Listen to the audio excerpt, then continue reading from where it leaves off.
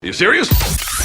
How to Kill an Hour. He's Nick Bright. He is Marcus Bronzy. Plenty of ways to kill some time out there. Thank you for killing some time with us. I promised that we'd discuss something to do with social media. Me and Nick touched on the last episode. We touched on speaking briefly about how endorphins and like Nick spoke about the science behind interaction. He reckons there was definitely a difference in the way that the chemicals that your brain releases when you're having one-to-one conversations compared to when you're just looking at your Instagram, Facebook, Twitter, swiping, getting your likes, etc., etc.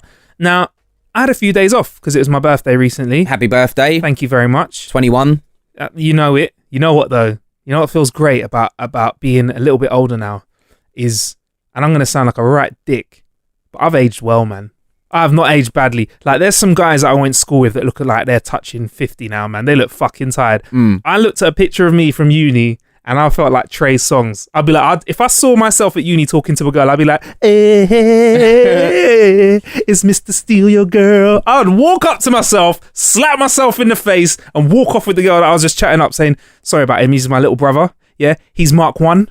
I'm the upgrade Mark 2. I'm turbocharged. I also feel like it's weird, isn't it? Because you remember when you were younger and it's like you would see older people and you'd think they look mad old and shit. Yeah, like, man. But now I think to myself, like, I feel like I look better than ever. Fuck yeah, and I don't mean that in like a I'm so pretty type of way. I mean that in like a, I feel like my fashion sense now is like I'm happy with it. Yeah. Like, but then again, I guess the way the world works and the way fashion works is we'll look back at what we're wearing now in 10 years and go, what the fuck was we all wearing it? Because when I look back at myself when I was like, you know, mad young, like 18, I'm like, the clothes are hanging off me. Bruv, I used to wear the like double XL t-shirts and it's like, I'm fucking skinny as shit. That was you following fashion then? That's what I mean, but it's like, I'm following fashion now to a degree and it's like, obviously less so, because when stuff looks ridiculous, I don't just go, I'm still going to wear it anyway. Whereas like back then, it's like, I knew shit looked ridiculous, but I was so caught up in following fashion, I didn't care. But like now, like the fashion is skinnier jeans, isn't it? But like, will that last forever? Are we going to look back at ourselves in 10 years and go, oh my God, like, why the hell was I wearing jeans that skinny? Yeah. I don't, maybe, but it's not just that though, Nick. Like, I feel like even if they were just going off the headshots, like, I feel like I'd be winning right now. I feel like back in the day, girls would be like, oh, look at him, he's got like muscles and he's got a bit of chest. I'm thinking later, I'll bench press myself when I was 20. I'll bench press myself, throw him out the door and be like, hey, I've arrived. I've upgraded. You've had your starters. The main course Marcus is here. The rump steak. Yes. You've had your beginnings of Bronzy. The main course Marcus is in the building. Let's do this. But is this main course Marcus? We are living longer. Would you say that I'd be well off if I said that we are staying younger for longer? Like, not in the literal sense of the word, because we are still the same age, but the level of health that we have, healthcare that we have access to, and the knowledge that we have about eating right and putting on sunscreen and looking after oneself means that we are looking better than our haggard older generations. Hang on. Our tired looking generations.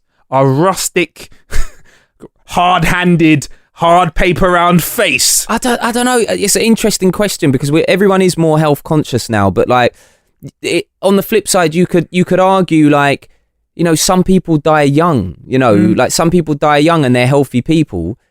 Some people who have smoked their whole lives, you know, 40 a day and shit, they live until they're in their 90s. So it's like, I feel like it's just a lottery. And the reason I mentioned like, you know, life and death is because I feel like age is the same.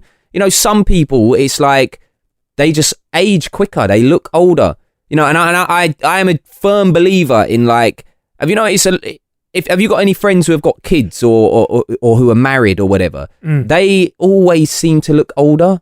Because they're fucking tired, bruv. It's because I kids feel like are tiring. I feel like it's because they like they've got other priorities in their life. I'm not like slating it because, you know, you do what you want to do in life, and if you want to have kids younger, then that's what you want to do. But I feel like it does age you. Like I've got a friend who he must be only a few years older than me, like, you know, in his mid 30s or something, and like he is always going on about like, oh, I'm so old, like my knees, or like, and it's like, bruv, you're not that old. Like just because you got a wife and a kid, it's like your life is not over. Like, and I feel like mentally it changes you having children and being married and shit. It makes you think that like, it makes you think that you have to be like the stereotype of what you see married men like on TV. Yeah. Like Everybody Loves Raymond, which is an old show, like, and it's like they're married, and it's like, you know,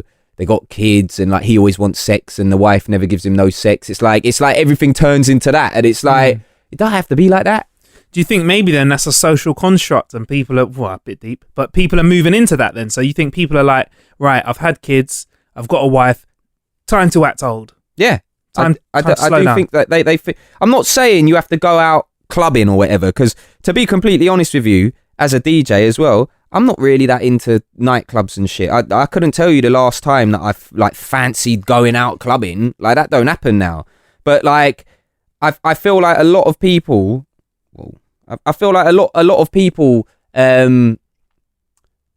They get married, they have children, and then they just feel like they have to be like their parents. Do you know what I mean? Oh, I'm married now. Like when my mum and dad were married, they acted like this way, so I'm gonna act that way. And it's like, no, you don't have to do that, man. Live your life. I hear that. And also, I know a few people, quick digression, but people that are like, yeah, oh, missus, stressful. That's when you know you got a missus because she stresses you out. I'm like, bruv, that's not the key to a relationship, bro. I got the keys. Your relationship does not have to be stress. It's not normal. But anyway, the reason I spoke about social media anyway at the start of this and the end of the last episode is because when I went away for my birthday, Nick, last time we met, I hinted towards what I might do, and that was actually turn off. And all socials and that. For 6 days, I turned off all notifications and logged out of everything apart from my phone ringing. Right. And my text, which I didn't open anything that wasn't from my mum and dad or aunties and uncles, because I was away for my birthday. I figured I might get a message they'll or a text call. you saying, oh, happy birthday. Yeah. But anyone else, nothing back, just as a rule. And I'm just going to say, before we talk about this, always tell a person in each of your circles of friends, because otherwise people get worried because it kind of looks like you just died. But once you've done that, I found it really weird for the first 24 hours, Nick. It was just like turning off your notifications. The first thing that you notice is that your hand goes for your phone way more. Yeah. You realise it. Like, it's a casual thing. And the second thing I noticed was it's also become almost become muscle memory to go into certain apps.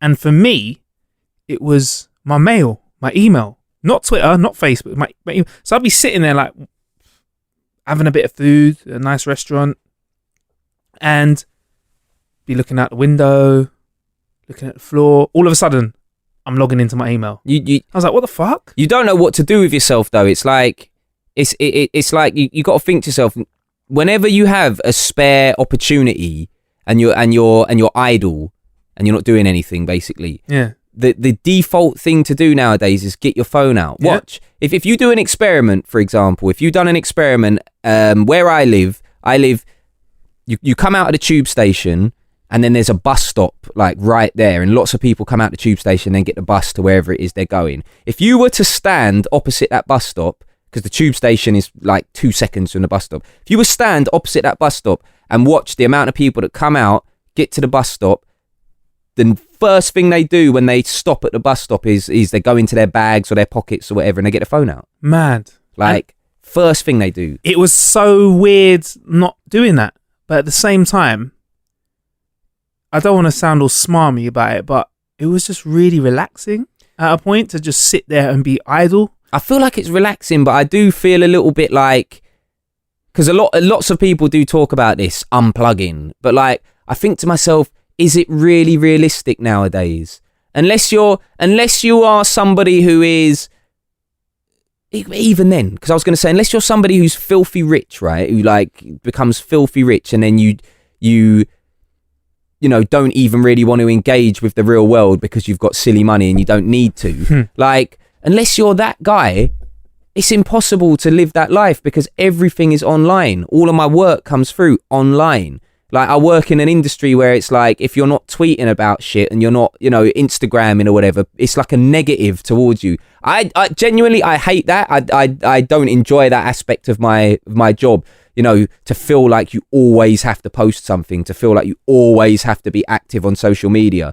And like, I often fantasize about winning the Euro Millions and just deleting it all. I genuinely think, right, if I won the Euro Millions, I'd delete all of my social accounts and then just open incognito ones where I could just say what I really thought about shit. That'd be the one. You could troll up the place. You could be a troll, not like a spiteful troll, bully troll, but like, if you don't like a track or you don't like something, you can just say you don't like it. Whereas like, there's always a bit of politics that goes on in the music industry, and also, you know, just the media industry in general, and show business. It's like, you know. Okay, so let me put this to you then. If you were working an office job, 9 to 5, nothing to do with music, do you think you'd be as into social media as you are now? Well, an example is my mate Dan, who we went to the escape room with. He's a postman. I've known him for my whole life, childhood friend. We went to school together and that. And like, he's on social media, like, he's got Instagram. He had Twitter, but like, didn't really use it. If you notice, Twitter, a lot of people who they don't really care about the music industry. They're not big music fans. They're not big sports fans or whatever. Twitter doesn't really connect with those people because, you know, they're not really into that. He does use Instagram a little bit, but not really. It's not like he's on there every day. His main thing that he uses, and this is going to sound crazy, but is Facebook, because that's what most of his friendship circle is on. They're all on Facebook. And like, us in the media, we're really quick to dismiss Facebook like it's old hat, innit? Oh, it's like, it's my family members on there. But the reason your family members are on there is because they don't work in the media or music industry. And it's like, why do they need to be on the buzzing social network? They don't care about it. So like, it's hard for me to judge because I've always been a music fan. So like, I might have Twitter and shit like that because I would follow my favorite artists and stuff like that. But I wouldn't care about it as much. I feel like there's a big pressure to project this lifestyle on social media as well, from somebody who does the job that I do. You know, it's not the most glamorous job in the world, being a radio presenter, but when you do it, people think you're rich. Like, that's one thing I will say. People think you are rich. I'm not rich. Radio money, boy. Nick Bright, radio, peas, cha-ching. People think that I go home to a fucking mansion or something, right? And I'm not rich. I don't have a mansion. I live in rented accommodation with a flatmate. Like, that's the reality of it, firstly. And secondly, like, people think that your life is glam, glam, glam, glam, glam. People think, oh, you're on the radio. Like, oh, ring up Harry Styles. Oh, phone up Little Mix for me. Fam, it don't work like that. Even if they've been on my show before, it's like, I don't know them, you know? So it's like, it's interesting, but that's just the way it is, I guess. Yeah, man. No, I hear that. Do you think you'd end up, if you're on holiday, you could probably be allowed to turn off? Would you ever do that? On holiday? I don't think it's realistic, because when people go on holiday now, we've said this on the podcast previously, when people go on holiday now, the first thing you ask for when you check in is the Wi-Fi code. Like, it's horrible. But the fact of the matter is this, like, if you're inactive on social media for like over 2 weeks, people forget about you and shit.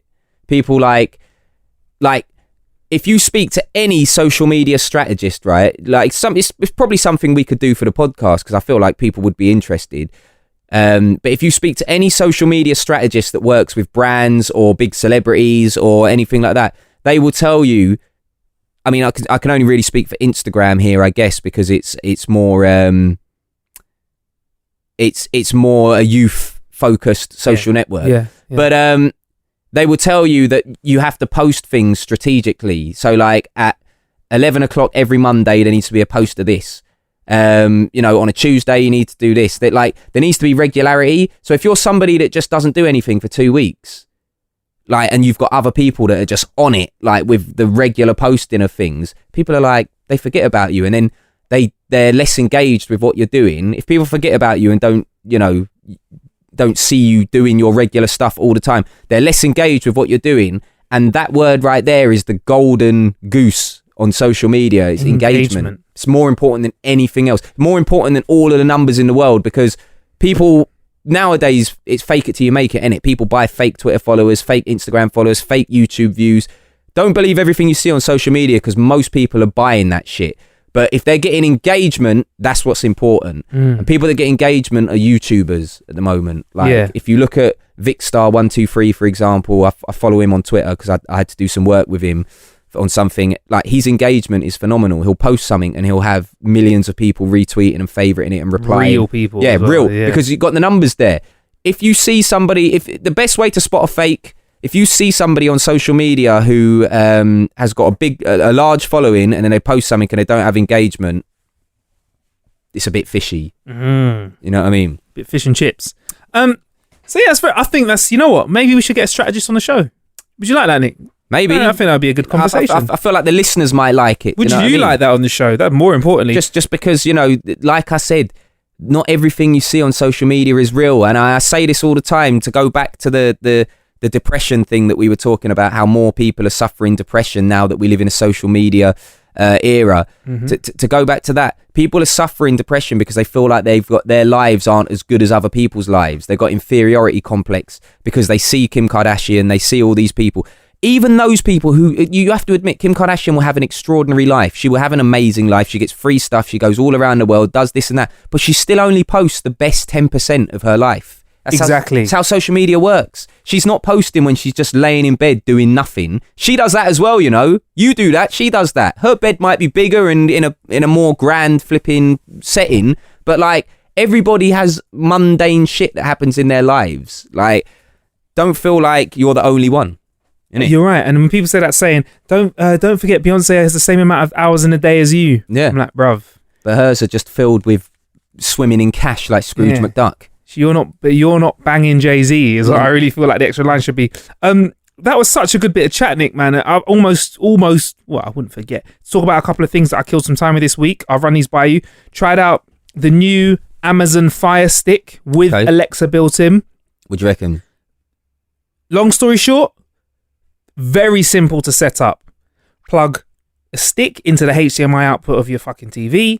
There's a little USB thing that gives it power, lead that gives it power. You can either plug that into the electrics behind your TV and plug it into it, or if you're like me, slap it into the USB bit around the back of your TV.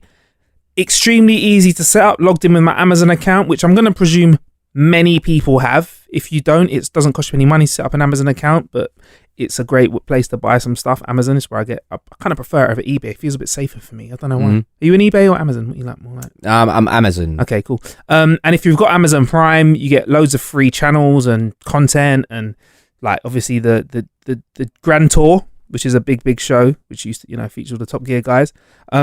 This one is like a bit of a souped up Amazon stick. Like I said, you can talk to Alexa with it. You just have to hold down the Alexa button on it, and you can talk to Alexa as normal, which is like, you know, booking things in, asking her to find certain artists or genres of Netflix things, and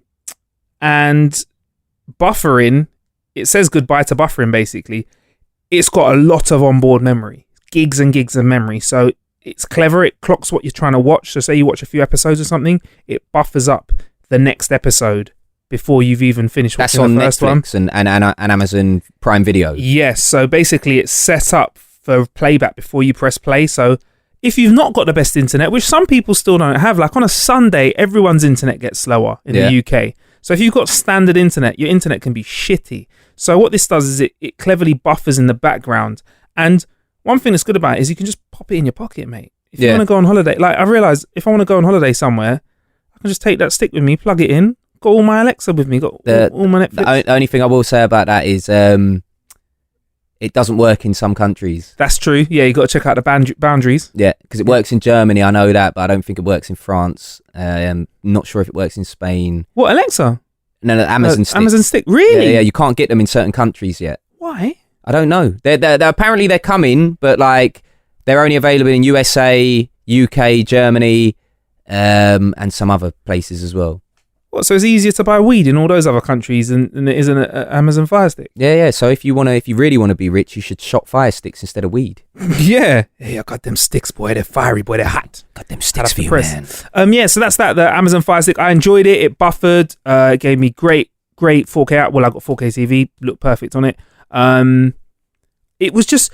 The thing is, it's hard for me to give an in-depth review because it's so simple to plug in and use. Yeah. Did it work with Netflix? Yes. Did it plug in? Yes. Did it give me any trouble? No. The good thing about it, like you say, is its portability. Yeah. Like, so if you're going somewhere else in the UK, you can just take it. Take your what used to be a set-top box with you. Yeah. No problem. Unplug it. Even if you're going to a hotel, if you're somebody who works on the road, simple. Bang. Very simple. Next thing that I tried out as well was ADT. They're an alarm company. I know them. Yeah. Alarm company, and they've worked out that there's a lot of petty. Like if you an ADT alarm, if you ever look at a building and it's got this pentagon actually on the outside of it, this yellow box with a light flashing underneath it, it's more than likely going to be an ADT alarm. If it says the words ADT, letters ADT on it, it's definitely an ADT alarm. Isn't that a hexagon? Hexagon's 5. No, hexagon's 6, bro. Pentagon's 5. Is it pentagon? Sorry. Come on. Hexagon. Fucking hell. Come on. Hotting me up. No, it's obvious. I didn't go to school. Octagon. That's 8. Yeah. And octagon's 8. And what's a dexagon? Is that a thing? Man, you're testing me now. Am I making out? What's 7? Pentagon. Hexagon 6. 7. Octagon's 8. Yeah. Septagon must be 7. Octagon. Man, we need to edit this bit out. Ninetagon. Nah, man, we've got to leave it in. Ninetagon. Leave the ignorance in. And 11tagon as well. But basically, they worked out that there's a lot of petty pilfering that goes on in the UK, especially in the office. So I'm going to throw some facts at you.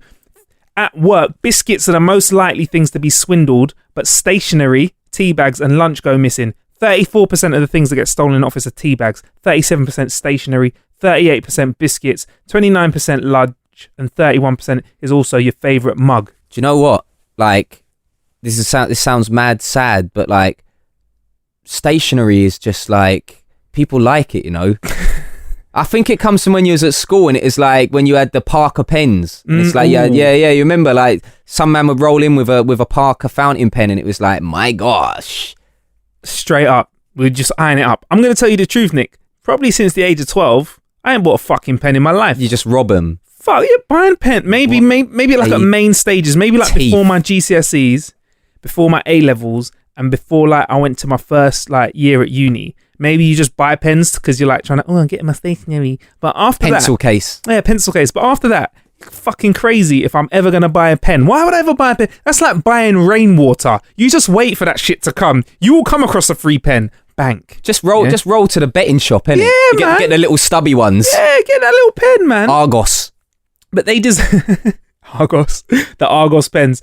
But yeah, so we have been offered the MAIA by ADT to solve all of your problems when it comes to pilfering, yeah? It's a little alarm system. We've got one in the office.